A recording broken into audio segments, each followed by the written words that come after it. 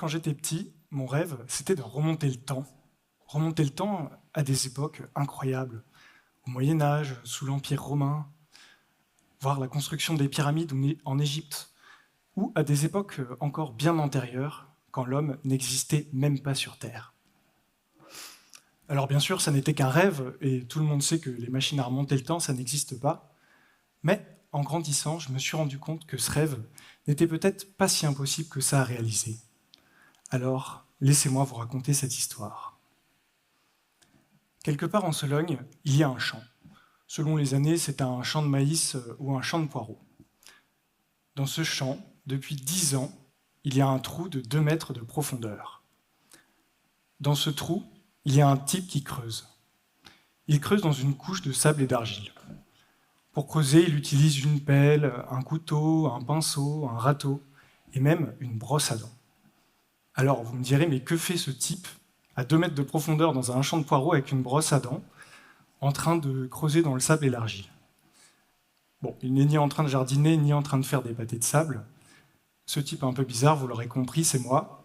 Je m'appelle Adrien Depertuis et je suis doctorant en paléontologie. Et si je fouille dans cette couche de sable et d'argile avec une brosse à dents et une pelle, c'est pour trouver des fossiles. Remontons le temps, il y a 15 millions d'années, à l'endroit où se trouve aujourd'hui ce champ.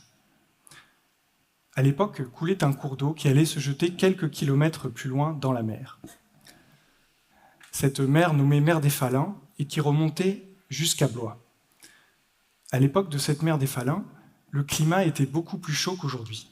Il faisait à peu près les mêmes températures qu'on retrouve sur la rive sud de la mer Méditerranée, à Alger par exemple. L'eau de la mer des Faluns était chaude et sans doute peuplée de coraux très jolis à observer, mais attention car il y avait aussi des prédateurs dans ces eaux, comme le mégalodon, un requin de 14 mètres de long, soit presque 3 fois la taille du grand requin blanc actuel. Imaginez une gueule pleine de dents bien acérées de 15 cm de long. Bon, moi, ça m'aurait passé l'envie de me baigner. Depuis cette époque, la mer des Faluns s'est bien entendu retirée, mais elle a laissé des sédiments qu'on retrouve principalement près de Blois, Tours et Angers. Quand j'étais jeune, quand j'avais à peu près 10 ans, mes parents nous emmenaient régulièrement le week-end avec mon frère en Touraine pour chercher des fossiles. C'était notre sortie familiale. On prenait nos râteaux en espérant trouver des dents de mégalodon. Et depuis, cette passion ne m'a jamais quitté, c'est pour ça que j'en fais aujourd'hui mon métier. Mais revenons, si vous le voulez bien, dans notre champ de poireaux traversé par un cours d'eau, il y a 15 millions d'années. Au bord de ce cours d'eau vivaient tout un tas d'animaux plus ou moins proches de nos animaux actuels.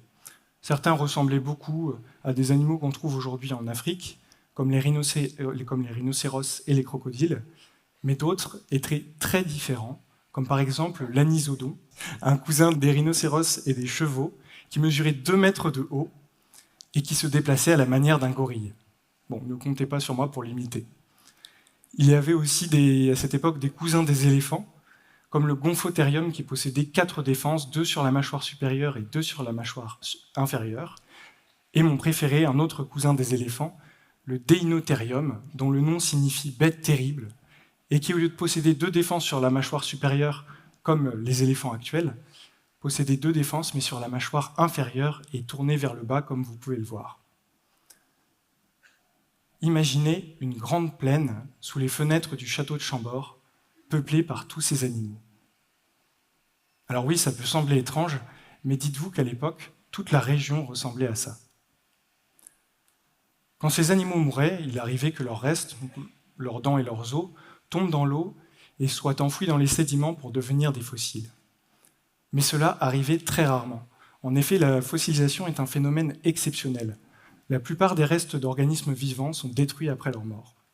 De plus, une fois les restes enfouis et fossilisés, il faut qu'ils traversent les millions d'années qui nous en séparent pour que nous puissions aujourd'hui les trouver. Donc identifier un site contenant des fossiles et pouvoir en trouver dedans, c'est vraiment une très grande chance. Quand on fouille, on doit souvent creuser plusieurs heures avant de trouver quelque chose d'intéressant, et parfois même on ne trouve rien du tout après toute une journée de recherche. Donc fouiller, ça demande beaucoup de patience et beaucoup d'attention. Un été, alors que je fouillais depuis plusieurs heures en plein soleil et que je ne trouvais rien du tout, Je m'apprêtais à arrêter mes recherches quand soudain, je suis tombé sur un os. J'ai commencé à le dégager patiemment, tout en essayant de deviner ce que ça pouvait bien être. J'en ai dégagé 10, 20, puis 30 centimètres, et ça n'était toujours pas fini. Puis soudain, j'ai aperçu des dents sur cet os, et je me suis alors rendu compte qu'il s'agissait d'une mâchoire. Après encore un peu de travail, ça m'aura pris 10 heures en tout, j'ai dégagé l'ensemble du fossile. Vous voyez très bien la défense à l'avant de la mâchoire qui sort et qui est courbée vers le bas, ce qui est un signe caractéristique du Deinotherium, la bête terrible dont je vous ai parlé tout à l'heure. Ce que je trouve incroyable, c'est de se dire que la dernière fois que cette mâchoire a vu la lumière du soleil, c'était il y a 15 millions d'années. 15 millions d'années, soit 150 000 siècles. Quand je touche cette mâchoire du doigt, je touche un monde aujourd'hui disparu, mais qui a été pourtant bien réel. À notre échelle de temps, c'est parfois difficile de se rendre compte qu'il y a eu des mondes qui ont préexisté, mais les fossiles sont là pour nous rappeler que c'est bien le cas. Nous avons souvent du mal à nous représenter ce que peut être 150 000 siècles, voire même ce que peut être un siècle. Alors pour vous aider, je vous ai présenté une échelle de temps sur laquelle vous pouvez voir la distance qui nous sépare des pyramides de Gizeh en Égypte, qui ont environ 4500 ans, et la distance qui nous sépare des plus vieux restes de notre espèce, Homo sapiens, qui ont été trouvés au Maroc à Djebel Iroud et qui ont 300 000 ans. Maintenant, vous allez voir la distance qui nous sépare de cette mâchoire de Deinotherium qui a 15 millions d'années.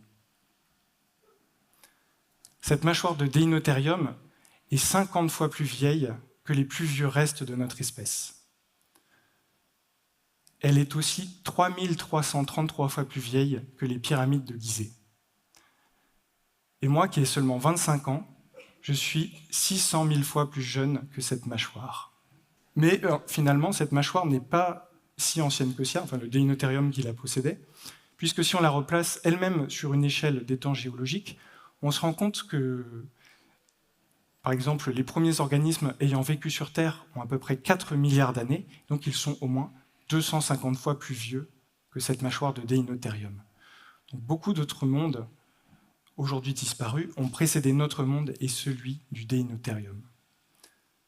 Il y a autre chose que je trouve incroyable quand je fouille dans mes 2 mètres de sable et d'argile, c'est de me dire qu'une couche de roche de seulement quelques mètres d'épaisseur peut représenter plusieurs centaines de milliers d'années, voire plusieurs millions d'années d'histoire. Donc, je me demande parfois ce qu'il restera de nous et de notre civilisation dans le futur lointain, dans 1 million d'années par exemple. Finalement, vous me direz, à quoi ça sert de se poser cette question? À quoi peuvent bien servir tous ces fossiles? À quoi ça sert de savoir tout ça? Effectivement, ça ne va pas nous aider à combattre la faim dans le monde ou à envoyer un homme sur Mars.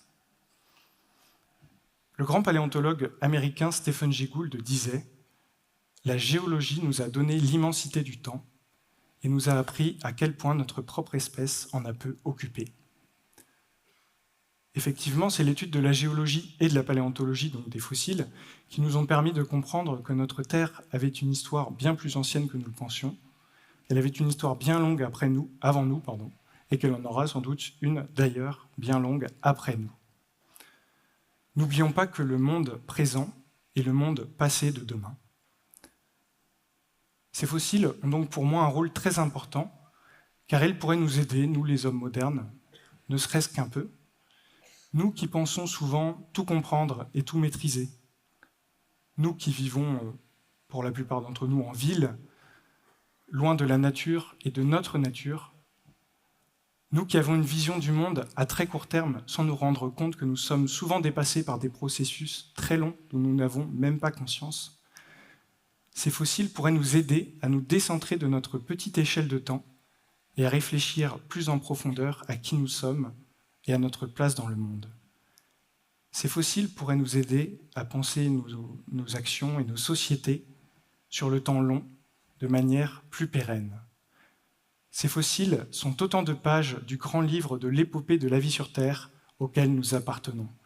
Alors, ne laissons pas cette mémoire qui est la nôtre devenir poussière, car c'est aussi à travers elle que nous existons.